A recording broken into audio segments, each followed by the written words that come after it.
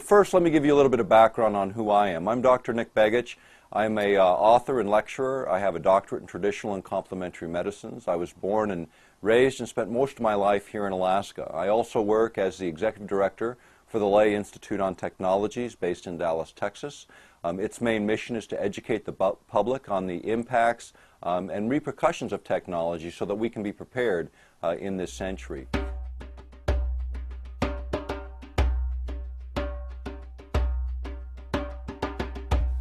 The first topic today that we want to cover is updates on the HAARP story, the High Frequency Active Auroral Research Project, which many people are familiar with. This project initially was a joint effort of the Air Force and Navy to build large radio transmitters here in Alaska.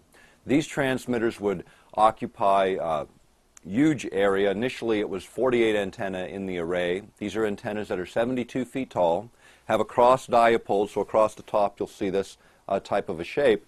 These are about 70 feet across. There's 48 in the array. Eventually, at the end of this coming summer of 2005, we'll be seeing 180 antennae in the array, and eventually the full array will be 360 antennae. The idea between these radio frequency generators is to focus radio frequency energy in a much different way than most of us think about radio frequency energy coming off of an antenna, if we think of it at all. But when you think about it, when you go back to the original companies that started this project, it was a company called Arco Power Technologies, Inc., which was a subsidiary of Atlantic Richfield, one of the largest oil and gas companies at that time operating in Alaska. They sold that subsidiary to E-Systems, which is a military contractor, a large military contractor based in Washington, D.C., who later sold it to Raytheon, who later sold it to British Aerospace, which now controls that technology.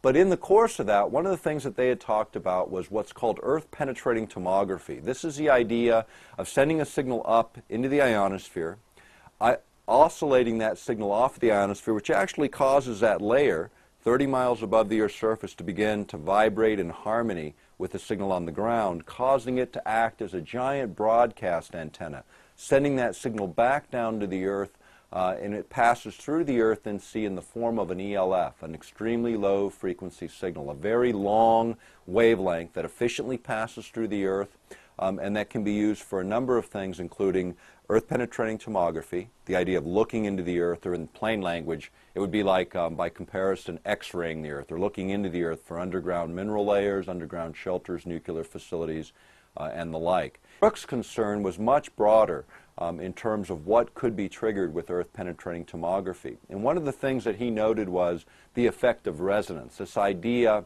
of sending energy in, it harmonizes in a way that causes the energy actually to be more than the sum of the total. You know, it's like the old World War I stories where the armies were marching across wooden bridges in Europe, and some hours after they had marched across, the bridges would just collapse. And it was the rhythmic beat of the march across that bridge that set up essentially a vibration that eventually collapsed the entire structure.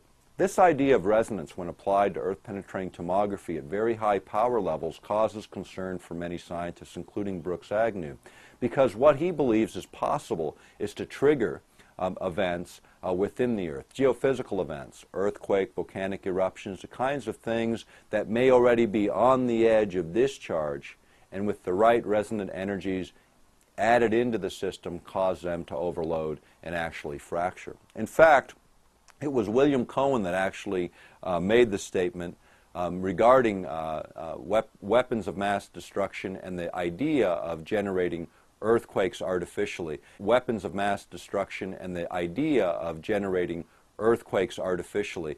Weapons of mass destruction and the idea of generating earthquakes artificially.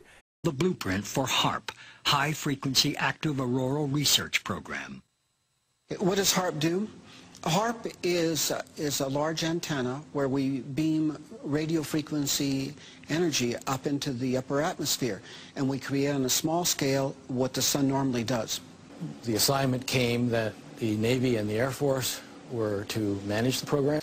There were some other ideas, both to possibly modify weather. In 1983, I did radio tomography with 30 watts, looking for oil in the ground. I found 26 oil wells over a 9-state area and 100% of the time was accurate with just 30 watts of power beaming straight into solid rock. HAARP uses 1 billion watts beamed straight into the ionosphere for experiments.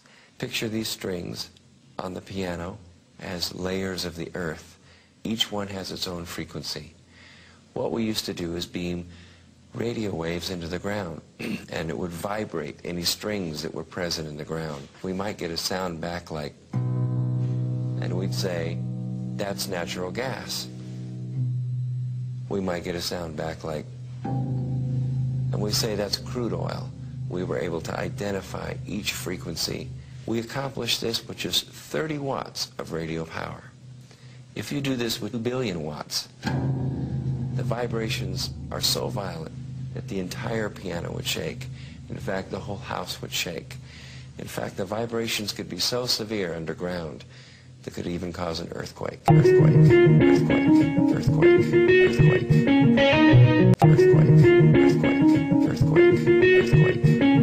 It's being used to describe the earthquake's impact. Unimaginable. Mr. President, I know you've been to Haiti a couple of times already as the UN Special Envoy. Will you be going back? Oh, sure. Yeah, I'd be back there tonight if I think I'm doing more good here staying on the phone trying to help solve problems. We basically need now food, water, shelter, and medical supplies. We identified some places for large numbers of people to seek shelter today. But if anyone wants to help now, not 2 weeks from now, a month from now, we'll need lots of rebuilding help, lots of volunteer help. But now, unless you're in a search and rescue team or a medical team, the best thing you can do is give money for food, water, shelter, and first aid supplies. Those are the things we need. And we set up a website for the UN at clintonfoundation.org/Haiti Earthquake. You can text Haiti at 2022. Send a text message. $10 will be forwarded to it. We'll move that money in a hurry. But everybody, this is one of those things where $5 can make a difference.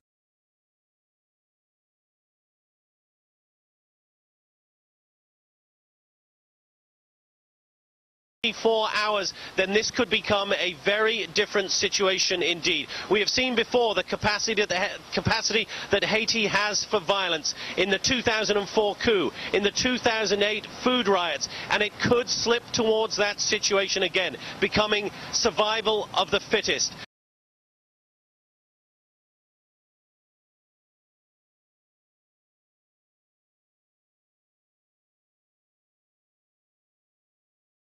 The American troops are arriving. They may be needed to keep order on the streets as well as run the operations here at the airport. I believe that we probably have 24 hours in which to get those supplies to the people who so desperately need them. If it slips to 48 hours, I would not want to be the person standing in the back of one of those trucks handing out the food supplies or handing out the water bottles. That could become a very, very dangerous situation indeed.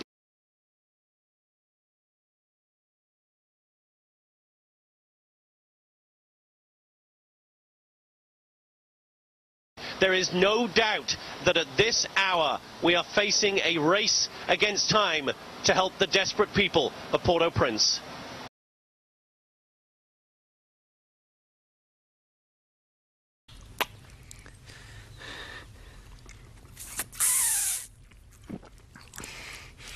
When the fox hears the rabbit scream, he comes a-running, but not to help.